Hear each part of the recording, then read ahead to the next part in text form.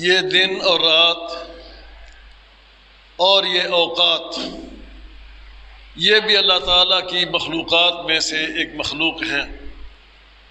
جس طرح انسان اللہ کی مخلوق ہیں، جنات اللہ کی مخلوق ہیں، فرشتے اور حیوانات اور یہ باقی کائنات کی ہر چیز اللہ تعالیٰ کی مخلوق ہے، تو یہ وقت، دن اور رات، صبح اور شام اور یہ مہینے اور سال، یہ بھی اللہ تبارک و تعالیٰ کی مخلوقات میں سے ایک مخلوق ہے۔ اللہ تعالیٰ نے ان اوقات میں سے بعض اوقات کو دوسرے اوقات پر فضیلت دی ہے، بعض دنوں کو دوسرے دنوں پر فضیلت دی ہے، اور بعض راتوں کو دوسری راتوں پر بھی فضیلت دی ہے۔ یہ اللہ تعالیٰ کی مشیت ہے، اللہ تعالیٰ کی تقسیم ہے کہ اللہ تعالیٰ نے ان اوقات میں سے بعض اوقات کو دوسرے اوقات پر، ان دنوں میں سے بعض دنوں کو دوسرے دنوں پر، راتوں میں سے کچھ راتوں کو دوسری راتوں پر، اور مہینوں میں سے کسی مہینے کو دوسرے مہینے پر فضیلت عطا فرمائی ہے۔ یہ اللہ تعالیٰ کی تقسیم ہے۔ دنوں میں سے ایک دن جمعے کا بھی ہے، جیسے آج جمعے کا دن ہے۔ یہ دن عام دنوں سے کافی مختلف ہے اور فضیلت والا ہے اور بڑھ کر ہے تو یہ ایک دن، لیکن یہ دن عام دنوں جیسا نہیں، عام دنوں سے بڑھ کر ہے اور اس کی فضیلت زیادہ ہے۔ بلکہ ایک حدیث میں رسول اکرم صلی اللہ علیہ وسلم نے اس دن کو سید الایام قرار دیا ہے کہ یہ دن باقی دنوں کا سردار ہے۔ جیسے کسی طبقے میں کوئی سردار ہوتا ہے اور سردار کو عام لوگوں پر فضیلت اور برتری حاصل ہوتی ہے، اہمیت حاصل ہوتی ہے، اسی طرح دنوں میں سے یہ دن جو جمعے والا ہے یہ باقی دنوں کا سردار ہے، اس کو باقی دنوں پر بڑی اہمیت حاصل ہے، فضیلت حاصل ہے۔ ایک حدیث میں رسول اکرم صلی اللہ علیہ وسلم نے فرمایا کہ ہم اس امت کے لوگ آئے تو بعد میں ہیں، سب سے آخر میں یہ امت آئی ہے، دنیا میں آنے کے لحاظ سے سب سے آخری امت ہے، لیکن آخرت میں انشاءاللہ اللہ نے چاہا تو ہر لحاظ سے یہ امت سب سے پہلے ہوگی اور سب سے آگے ہوگی، ہر لحاظ سے۔ یہ بھی اللہ تعالیٰ نے ہماری امت کو یہ فضیلت عطا فرمائی ہے کہ دنیا میں اگرچہ ہم آخر میں آئے ہیں، آنے کے لحاظ سے دنیا میں نمبر کے لحاظ سے ہم آخری ہیں، لیکن آخرت میں اللہ تبارک و تعالیٰ اس امت کو نبی کریم صلی اللہ علیہ وسلم کی وجہ سے سب سے فضیلت اور سب پر برتری عطا فرمائے گا۔ فرمایا کہ جمعے کا دن پہلے آتا ہے، اس کے بعد ہفتے کا دن آتا ہے، وہ یہودیوں کا دن ہے، اس کے بعد اتوار کا دن آتا ہے، وہ عیسائیوں کا دن ہے۔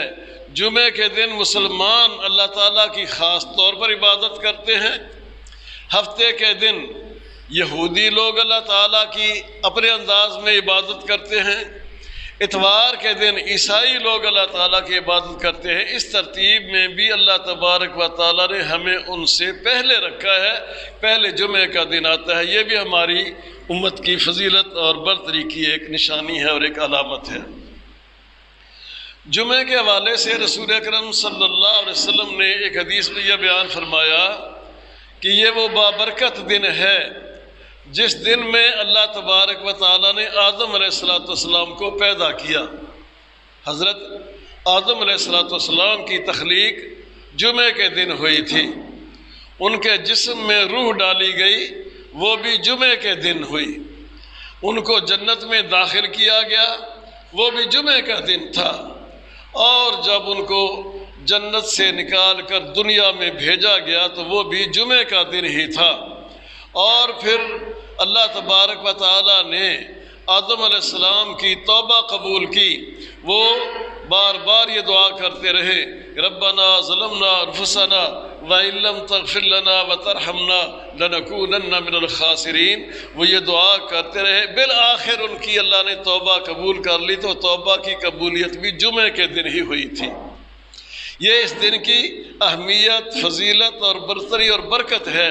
اور فرمایا رسول اکرم صلی اللہ علیہ وسلم نے کہ قیامت بھی جمعے کے دن ہی آئے گی۔ جتنے بھی اہم معاملات ہیں، اہم امور ہیں، ان میں سے بعض کا ذکر کیا رسول اکرم صلی اللہ علیہ وسلم نے کہ یہ سب جمعے کے دن ہی وقوع پذیر ہوئے، اور جو سب سے بڑا معاملہ پیش آنے والا ہے قیامت کا، انشاءاللہ قیامت بھی جمعے کے دن ہی آئے گی۔ اسی حوالے سے رسول اکرم صلی اللہ علیہ وسلم نے فرمایا کہ جمعے کے دن جب جمعہ طلوع ہوتا ہے، جمعے کا دن شروع ہوتا ہے، دنیا کی ہر مخلوق ڈرتی ہے اللہ تعالیٰ سے کہ کہیں آج ہی قیامت نہ آ جائے، کیونکہ جمعے کے دن آنی ہے۔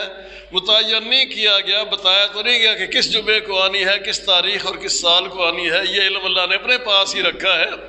تو جب بھی جمعے کا دن آتا ہے، فجر طلوع ہوتی ہے، اللہ کی ہر مخلوق اللہ تعالیٰ کو یاد کرتی ہے، اللہ تعالیٰ سے ڈرتے ہوئے وہ سوچتی ہے کہ شاید کہیں آج جمعے کا دن ہے، کہ آج ہی قیامت برپا نہ ہو جائے۔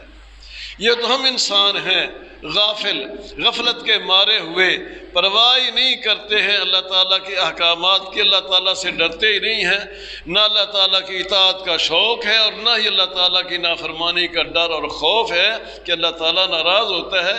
یہ انسان بڑا ہی اس حوالے سے غافل ہے۔ تو جمعہ کے دن قیامت آئے گی۔ رسول اکرم صلی اللہ علیہ وسلم فرمایا کہ جمعے کے دن ہر چیز ڈرتی ہے کہ شاید آج ہی قیامت برپا نہ ہو جائے۔ جمعے کے دن کے حوالے سے رسول اکرم صلی اللہ علیہ وسلم نے کئی احکامات ہمیں دیے ہیں۔ ایک حدیث میں رسول اکرم صلی اللہ علیہ وسلم نے فرمایا کہ جمعے کے دن میں ایک ساعت، یعنی تھوڑا سا ایک وقت ہے، اس وقت میں انسان جو دعا بھی کرے اللہ تبارک و تعالیٰ وہ دعا قبول فرماتا ہے۔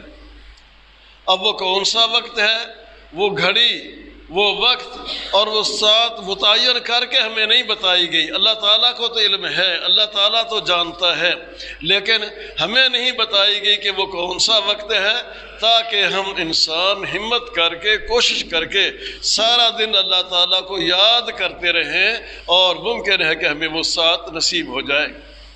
اہل علم نے پھر مختلف حدیثوں سے اور مختلف طریقے سے ایک اندازہ لگانے کی کوشش کی ہے کہ وہ کون سا وقت ہو سکتا ہے جس وقت میں اللہ تعالیٰ اپنے بندوں کی دعا قبول فرماتا ہے۔ بعض علماء کا تو خیال یہ ہے کہ جب اذان ہو جاتی ہے، اذان کے بعد امام جب ممبر پر آتا ہے اور خطبہ شروع کرتا ہے، وہ وقت یہ ہو سکتا ہے، یا دو خطبوں کے درمیان میں جب امام بیٹھتا ہے ممکن ہے اس وقت وہ گھڑی ہو۔ لیکن زیادہ اہل علم کی رائے یہ ہے کہ وہ وقت اور وہ گھڑی عصر کے بعد ہے، عصر کے بعد سے لے کر سورج کے غروب ہونے تک کے اوقات میں وہ گھڑی ہو سکتی ہے۔ اس وقت میں جو دعا کی جائے گی وہ دعا قبول ہوگی۔ پہلی کتابوں میں تورات میں بھی اس بات کا تذکرہ ہے کہ جمعے کے دن میں ایک گھڑی ایسی ہے، اور وہ ہے عصر کے بعد، کہ انسان جو دعا کرے گا انشاءاللہ اس کی دعا قبول ہوگی۔ اسی لیے ہم تاریخ میں اپنے کئی بزرگوں کے بارے میں پڑھتے اور سنتے ہیں کہ وہ جمعے کے دن عصر کے بعد کوئی اور کام نہیں کرتے تھے، محض اللہ کے ذکر میں مصروف ہو جاتے، دعاؤں میں مصروف ہو جاتے، اللہ تعالیٰ کو یاد کرتے تاکہ ہمیں وہ گھڑی نصیب ہو جائے اور وہ سعادت ہمیں مل جائے، تاکہ ہم جو دعا کریں اللہ تعالیٰ ہماری دعا قبول فرما لے۔ اور ایک بزرگ کے بارے میں بھی ہم پڑھا کہ وہ نابینا ہو چکے تھے، وہ خود بھی دعا کیا کرتے تھے اور اپنے ملنے والوں سے بھی کہا کرتے تھے کہ آپ لوگ میرے لیے جمعے کے دن عصر کے بعد دعا کریں تاکہ اللہ تبارک و تعالیٰ میری بینائی ٹھیک کر دے۔ تو وہ خود بھی دعا کرتے، ان کے چاہنے والے اور ملنے والے لوگ بھی ان کے حق میں دعا کرتے، اور بالآخر اللہ تبارک و تعالیٰ نے ان کی دعا قبول کر لی اور نابینا آدمی کی بینائی ٹھیک ہو گئی، ان کی نظر ٹھیک ہو گئی تھی۔ یہ دن بڑا ہی برکتوں اور فضیلتوں والا یہ دن ہے۔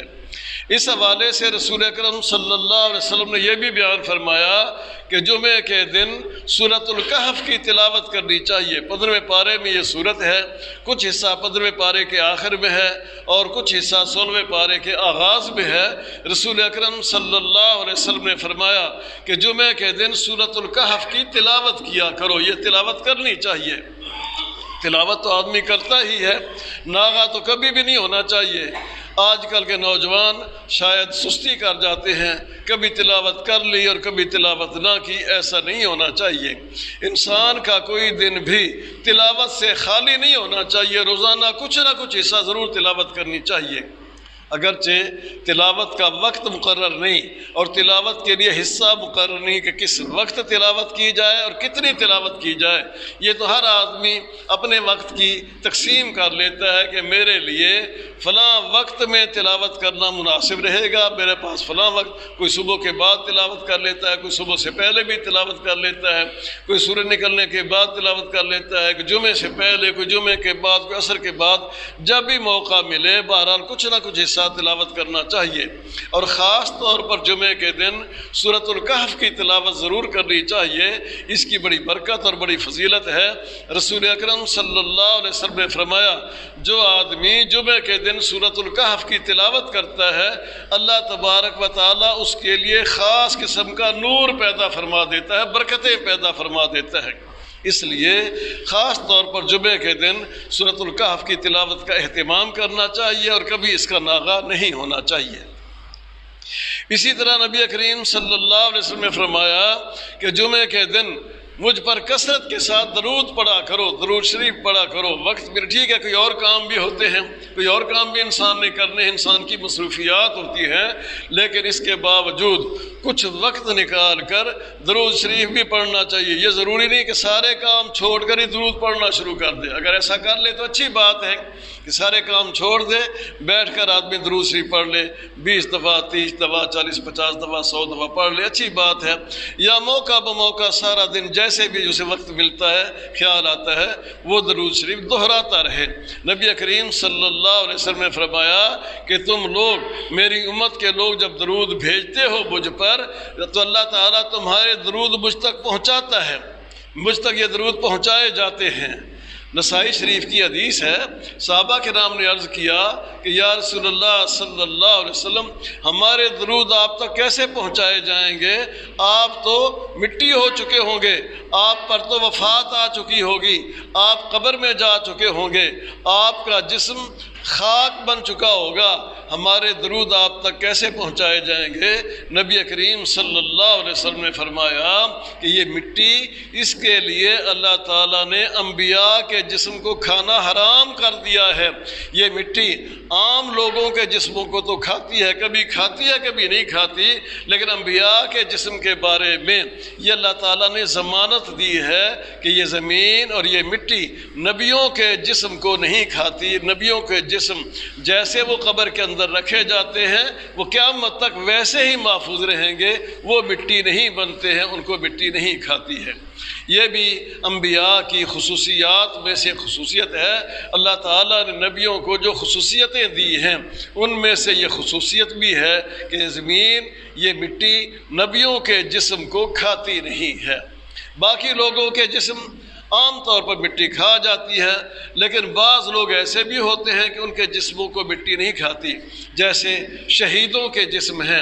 عام طور پر دیکھا گیا ہے کہ جو لوگ اللہ کی راہ میں شہید ہو جاتے ہیں، کسی وجہ سے کافی عرصے کے بعد اگر ان کی قبر کھودنے کی ضرورت پیش آ جائے یا اچانک ان کی قبر کھد جائے تو ان کے جسم تر و تازہ محسوس ہوتے ہیں۔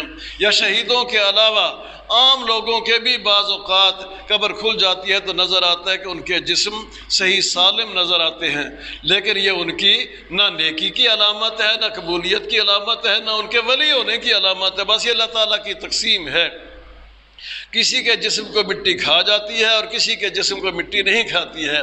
نبیوں کے بارے میں اللہ کے نبی صلی اللہ علیہ وسلم نے ضمانت دی ہے کہ نبیوں کے جسم کو مٹی نہیں کھاتی ہے۔ تو جمعے کے دن نبی کریم صلی اللہ علیہ وسلم پر کثرت سے درود بھی بھیجنا چاہیے۔ درود کی بڑی برکتیں ہیں اور بڑی فضیلت ہے۔ رسول اکرم صلی اللہ علیہ وسلم نے فرمایا ہے جو آدمی مجھ پر ایک دفعہ درود بھیجے اللہ تبارک و تعالیٰ اس پر 10 رحمتیں نازل فرماتا ہے۔ نبی کریم صلی اللہ علیہ وسلم ہمارے درود کے محتاج نہیں ہیں، اللہ کے نبی صلی اللہ علیہ وسلم کو ہمارے درودوں اور دعاؤں کی ضرورت نہیں ہے، اللہ نے ان کو پہلے ہی بڑا اونچا مقام اور مرتبہ عطا کیا ہوا ہے۔ ہم جو درود بھیجتے ہیں اپنے لیے بھیجتے ہیں کہ درود ہم رسول اکرم صلی اللہ علیہ وسلم کے پر بھیجتے ہیں، دعا ان کے لیے کرتے ہیں، اللہ تعالی ہمارے اوپر رحمت فرماتا ہے۔ جو آدمی ایک دفعہ درود پڑھتا ہے رسول اکرم صلی اللہ علیہ وسلم نے فرمایا اللہ تعالیٰ اس پر 10 رحمتیں نازل فرماتا ہے اور 10 اس کے گناہ معاف کر دیے جاتے ہیں اور 10 درجے بھی اس کے بلند کر دیے جاتے ہیں۔ اس لیے نبی کریم صلی اللہ علیہ وسلم پر شوق سے اور خوشی سے درود بھیجنا چاہیے۔ جمعے کے دن خاص طور پر، عام دنوں میں بھی، باقی دنوں میں بھی اپنی ایک روٹین بنا لینی چاہیے، معمول بنا لینا چاہیے، زیادہ نہیں تو صبح و شام اور ہر نماز کے بعد 5-7 دفعہ انسان درود پڑھ لیا کرے، انشاءاللہ اس کی بڑی برکتیں ہوں گی اور فضیلتیں حاصل ہوں گی۔ جمعے کے دن کے حوالے سے یہ مسائل تو تقریباً ہمیں معلوم ہوتے ہیں، صرف یاد دہانی کے لیے ہم دہراتے ہیں۔ ایک مسئلہ یہ ہے کہ نماز جمعہ ادا کی جاتی ہے۔ جمعے کی نماز جو ہے یہ ظہر کی نماز کے بدلے میں ہے۔ عام دنوں میں ظہر کی نماز ادا کی جاتی ہے، جمعے کے دن جمعے کی نماز ادا کی جاتی ہے، گویا کہ جمعے کی نماز ظہر کے عوض میں ہے، ظہر کے بدلے میں ہے۔ بعض بھائی ہمارے جو ہیں وہ جمعہ بھی پڑھتے ہیں پھر احتیاطاً ظہر بھی پڑھتے ہیں، یہ کرنا ٹھیک نہیں ہے۔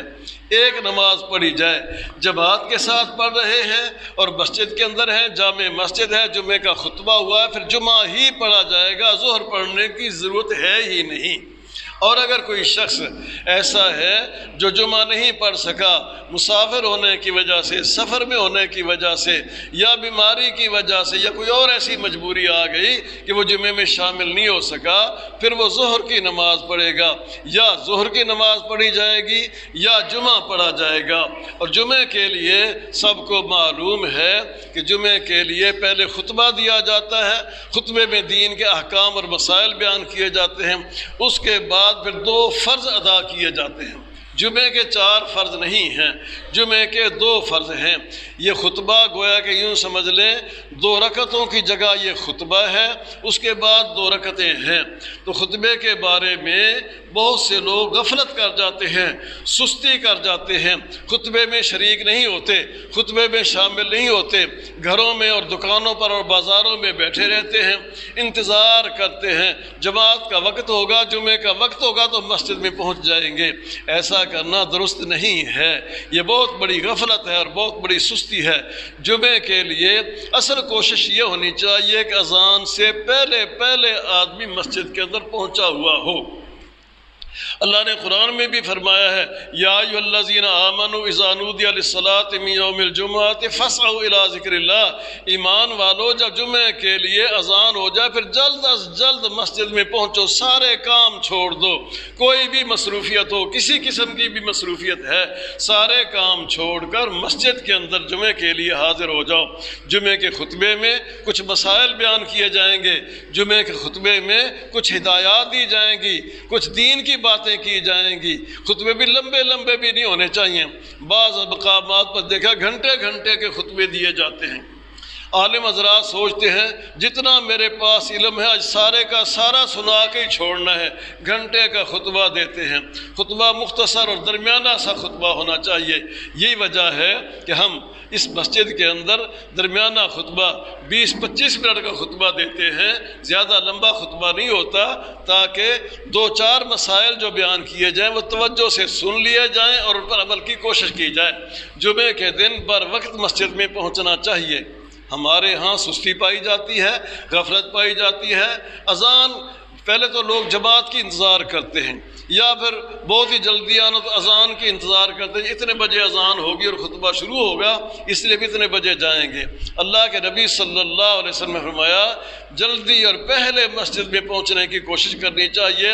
جو آدمی جلدی پہنچتا ہے، پہلے پہنچتا ہے، اللہ تبارک و تعالی اسے اتنا ثواب دیتا ہے گویا کہ کسی آدمی نے ایک اونٹ صدقہ کیا ہے۔